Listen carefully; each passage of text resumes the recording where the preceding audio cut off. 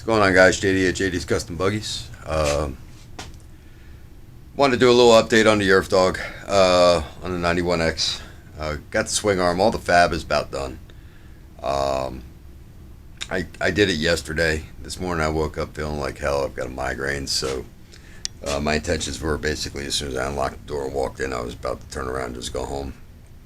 I did manage to get some. I had some parts orders to put away, parts that came in that just need to kind of get put away so I can get rid of the boxes in the middle of the floor, and I did decide to do a little AC, work in the AC. So I just give you a quick show right there. Did some motor work, and that's going to go in the 91X. So took the time and get the cylinder in and everything and measure everything out, make sure it's good. Need to still do some head work on it, but I just figured that was a good place to stop. So we'll just go in the shop here and kind of give you a walk around of the swing arm.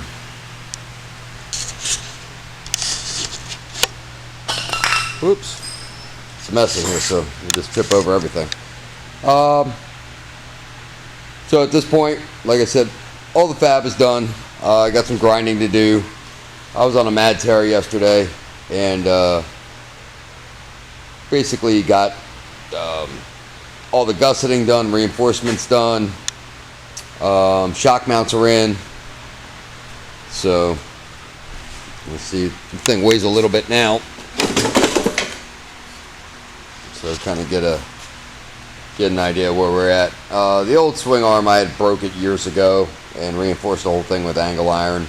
It did make it kind of heavy, and I didn't want it kind of ugly too, so I needed something a little simpler, a little lighter. So what I did was, it's actually, I ordered this in bulk, but it's 5/16 round stock that I use for actually the slide rod throttle kits, and I get 6 of it, probably in 10 footers, and decided what I'd do was just weld it and just basically kind of follow it around and just tap it down with a hammer, get it to form the contour there. Did that on both of the down tubes, and then kind of just did it on the side to give me room to work on the motor underneath. I didn't want things sticking down, I didn't want things sticking up, so I went along the side right there. So I mean, that'll give it extra wall. All of the round tube on the Earth Dogs, whether it be the swing arm or the cages, is basically the thinnest stuff. Most roll cages on these buggies are like 089 as far as the wall of the tubing, and I wouldn't be surprised if there's like a lot of 065 in these. That's why everybody brags about the Earth Dogs being so light.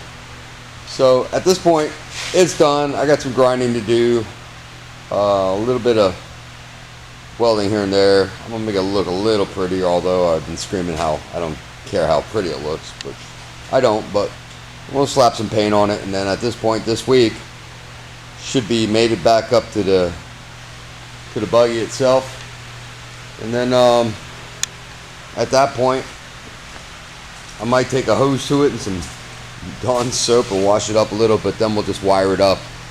And I ripped all the wiring out of it. It was old. So there's the old motor sitting on the floor. I will get that on the bench, clean it up, go through it. I'd like to see how the wear was from last season, and basically recondition it and have it ready to go, whether it be back in this buggy or it's a spare or whatever. I do usually carry a spare motor to the races with me for just in case, and it has saved me, and probably, I think I loaned it out once too, so kind of comes in handy having a motor. As far as the wiring goes, what I'm going to do is kind of something similar to what I did on the carbide project, in which case there's going to be a box. I'm just going to put it here on the floor. I ended up taking my seat out just so it would make things a little easier to work on the motor at the track, and I left the seat in thinking that it would kind of balance, this thing whenever I make a hard left turn, it tends to want to be tipped because all my weight is on that side. And it's kind of a tippy buggy, but I didn't think that seat was actually keeping this side of the buggy down, so I figured let's go ahead and just take it out. The other thing I'm probably going to opt to do is all these years I have been running. I mounted the axle yesterday, and all these years I pretty much, my front end and my back end are pretty much the same width.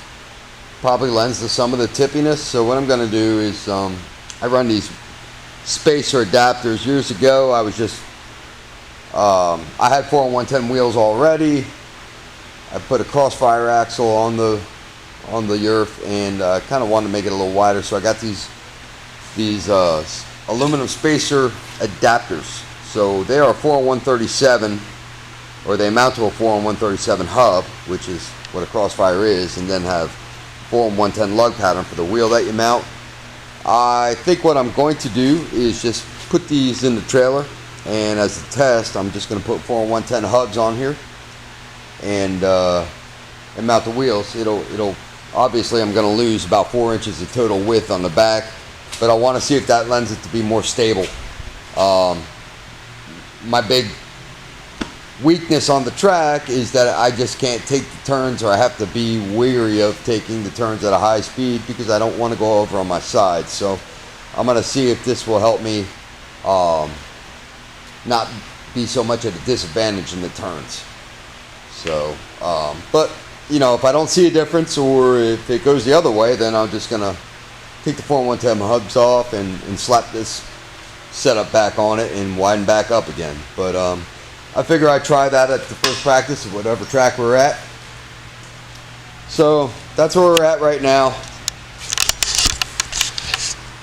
At this point, I'm actually going to do something I haven't done. I'm just going to go home and try and take a nap and call it a day. So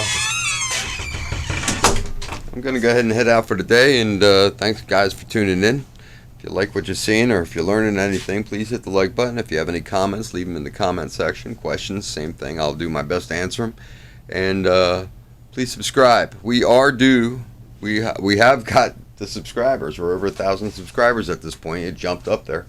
And we are due to give this CVT system away, which I want to do very soon.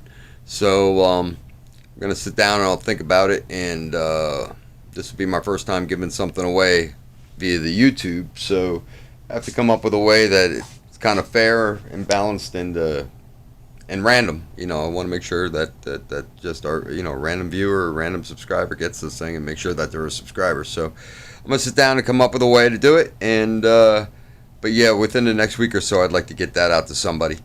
So stay tuned, and until next time, JD out.